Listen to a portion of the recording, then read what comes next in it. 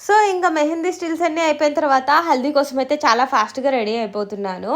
So, ఇక్కడైతే almost 11-12 అయిపోయింది. So, అందుకని చాలా ఫాస్ట్‌గా రెడీ అయిపోతున్నాను. లేదంటే నేను హల్దీ కోసం రెడీ అయ్యేది సెపరేట్‌గా వ్లాగ్ లాగా తీద్దామనుకున్నాను.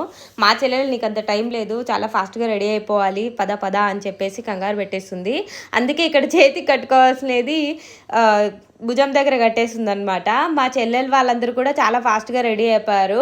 బట్ చాలా సింపుల్‌గా రెడీ అయినా సరే నాకైతే ఈ లుక్ చాలా బాగా నచ్చింది. ఎండ అయితే చాలా దంచేస్తుండిందనమాట. అంతకు ముందు రోజుల వరకు కూడా మొత్తం వర్షాలుండే. హల్దీ రోజు మాత్రం వర్షం పడకూడదు, వర్షం పడకూడదు అనుకుంటూ మా చెల్లంతా రెడీ చేస్తుంది. దేవుడు ఆ మాట వినేసాడేమో.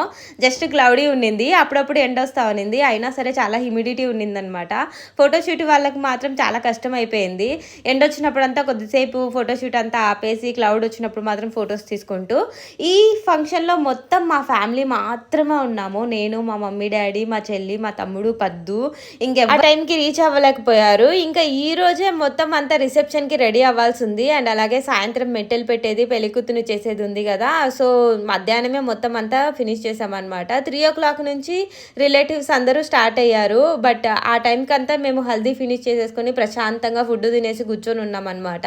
సో, ఇప్పటి వరకు హల్దీ వరకు నేనైతే చాలా చాలా ప్రశాంతంగా, నీట్‌గా, నిదానంగా రెడీ అవుతూ హ్యాపీగా ఎవ్రీ మూమెంట్‌ని ఎంజాయ్ చేస్తున్నా.